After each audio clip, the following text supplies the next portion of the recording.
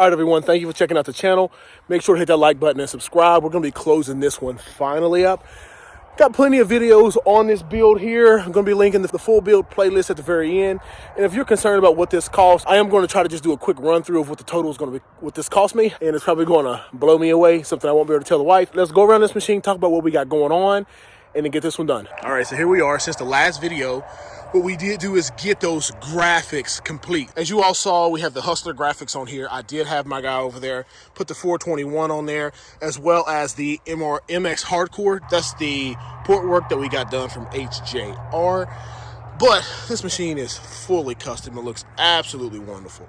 Starting down to nothing, we went ahead and we went with the Yamaha Blue, the YZ Blue frame color, had that powder coated by Frederick County Customs out here in Winchester, Virginia.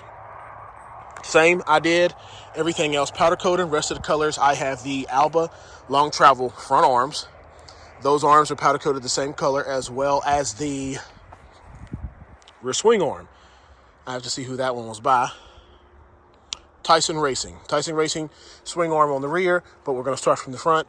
After we got the Alba front arms, everyone told me the YFZ front shocks. I had those done, got those sent off to Joe Gaga. He rebuilt the suspension, resprung it from my weight. Long travel, he shortened them up just a little bit and he worked his magic. Same color, blue as the Illusion Orange on top. Illusion Orange everywhere is what we see, except for of course, the graphics, but the Illusion Orange is all the powder. We have Alba rims, powder coated white, polar white with the Illusion Orange bead locks and the blue lug nuts. It is great. All the silver that you see on here has been Cerakote. So if I say it's Cerakoted, it is the Glacier Silver. That's the Cerakote color that I use. Cleans up super well. But those wheels went on there. We went with the R-Trax front tires. They are a 4-ply tire, and I think these are the radial ones on the front, and we went with a 4-ply in the back. Work absolutely wonderful. We want some more basic rotors. Didn't go anything crazy. And these are reproduction YFZ 450 brakes, and they work absolutely wonderful, no issues.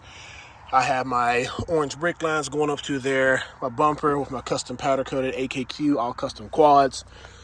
I also used the Ox Beam headlights, took those apart, put the halos in there, blue as you see, and with the light, so we do have the DC conversion on there that I did. I mean, I'm happy with it, crazy. Underneath here, as you can see, that's where my relocation kit is from JD Customs. Got the battery, got the Trail Tech regulator on there, replaced that other OEM rectifier. Got the oversized radiator in there. I use basic coolant, nothing crazy. If you're overheating with a Banshee, it is not because the coolant typically, it's because you got something going on with your jetting. We have the ASV levers. The only thing I didn't get red, that I didn't get not to be red. I mean, I could have done this, took it off and Cerakoted, but I decided to leave that on there. Powder coated the levers, the same color blue. Use the white to do the ASV. We have the ODI grips, which were also powder coated with the Illusion Orange. Tusk handlebars, two-toned up here. The 421 over here, Cerakoted the brake. I mean, this thing is great. Thrill Seeker seat cover, everything's coming along real good. Fast supplied a lot of my motor. So I went with the 421 top end uniblock design with the Redline Racing cool head, stock electronics on everything outside of the extra that I added for the DC conversion.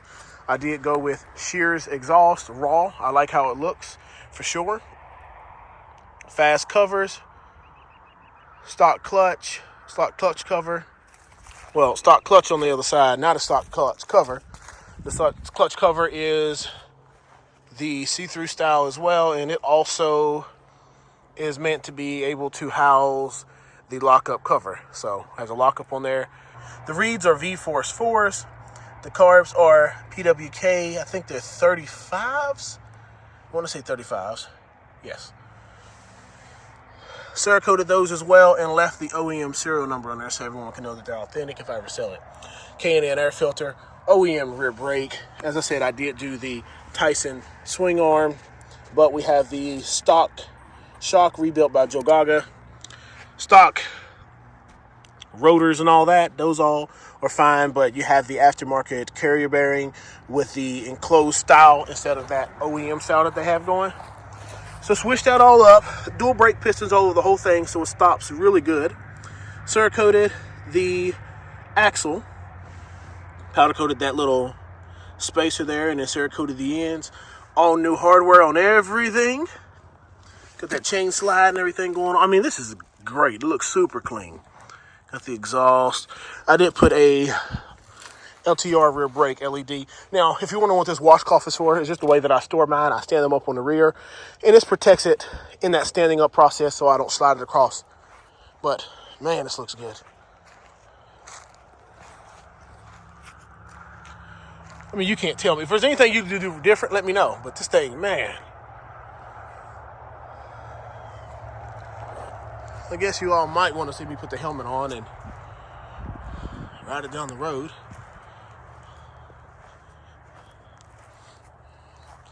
Just sprayed it off, but I'll do that for you guys. So we're going to see if we can get it started up. And it's not going to be much of a problem.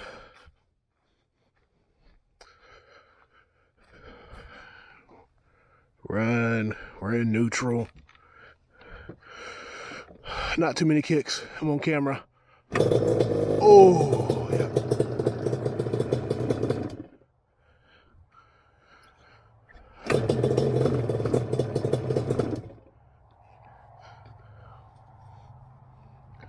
A little cold. Let me get my choke pulled in.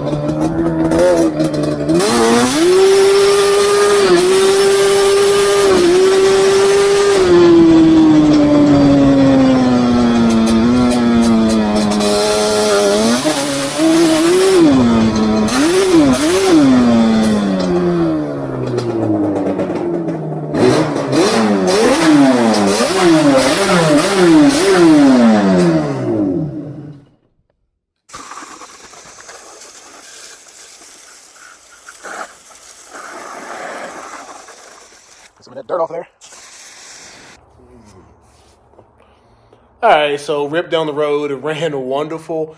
Oh, this thing is pretty fast. I love it. But this is how I kind of have mine stored now, just standing up. No issues really with that. I've had it standing up there for a few weeks. Yeah, y'all, I'm a little bit behind on getting the footage. But we're going to do a quick rundown of the parts list that I had and what it cost. Now, I'm pretty sure I'm going to miss some things, but for the most part, this is going to give us a really good rough estimate of what this total machine cost me. All right, so we're in here at the table. It is the moment of truth. Going to pull up what I paid for this Banshee. You all can probably tell by the look on my face that it's a lot, and it's a lot more than I ever thought about paying for anything. Like four-wheeler wise, car wise, yeah, but let's go ahead and just get to it. Disclaimer, if you want to ruin my marriage, send this video to my wife. But, here we go. All right, so here we go on. We are running through this. As you see at the very, very top, the first thing that we're going to have as my tank cover was the machine itself is the first thing that we did.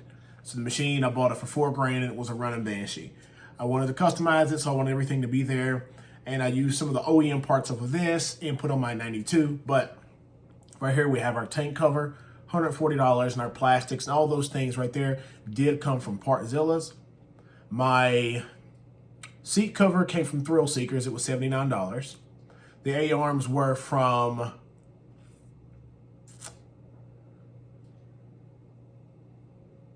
the A-arms were from Team Alba, and those were $420.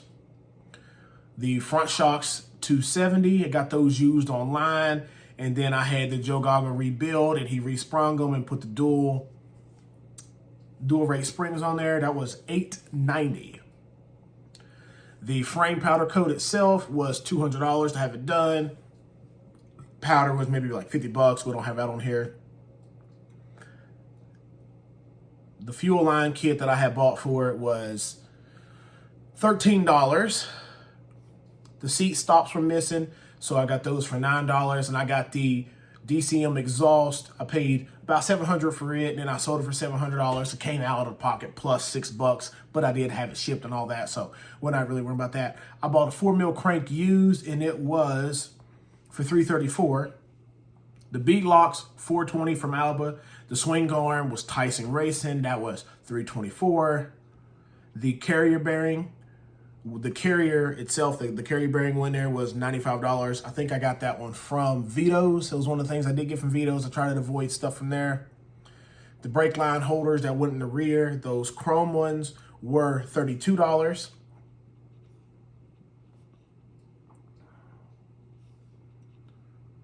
The swing arm bearings that go in there, $12 for those.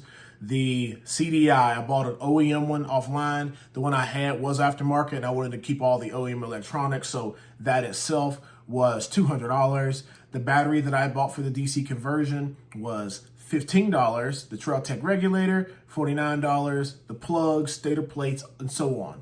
Got all those parts listed here. A couple of the big ones are what I'm going to talk about. I don't really want to name everything anymore. The shear exhaust that I bought, it was $837. Port job from HJR was $500. The servo top end from Fast was $1319. We've got clutch cable, the clutch basket, the easy spraddle springs, shift star and things, lower motor mount heads. The Chariot head was $185. The V-Force 4 reeds I got used offline, they were $100. The bolt kit, $77. The carbs were $480. Usually there was a lot of expensive parts for this. The clutch side cover was $440, and the stator side cover was almost $300. The steering stem was from Alba, and the clamp, that was $141. The discs that I bought were on about $90. We'll get down to like the ASV levers, $200. Tires were about $230. The graphics were $300. So all in all, the grand total of this is, let me let Microsoft Excel do it for me. We're going to click here, scroll all the way down to the bottom. Hit shift here, and we're gonna hit that sum button. And it's gonna give us a total, ooh man, that was big. Total 15,148. $15,148. So when people say that they got these 421 builds and they're expensive, I see why. So everyone's like, oh my God, these things, you're crazy to get that. Yeah, you know, you're probably not going to get that out, but you all need to understand, if you're in the market for a 421, you're going to spend some money. So everyone wants to try to nickel and dime people and be like, oh my God, you know, you should have kept it stock. Well, guess what? It's not stock. And I'm not planning on selling this one, but if I do sell this one, it's going to be up there in price as well. And as you see, what I have invested, 15 grand. Don't expect to get 15 grand back. However, say that to the drag builders of these cars, people customize them.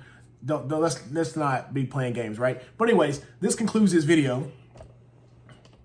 Everybody, this concludes this video. Make sure to hit that like button and subscribe. Turn on that notification bell. We're going to be working on the LTR 450 that I had got recently. Then after that, we're going to be working on the FL 350. So if you enjoy this kind of content, stay tuned. 05 Banshee here, 92 Banshee here. Enjoy it.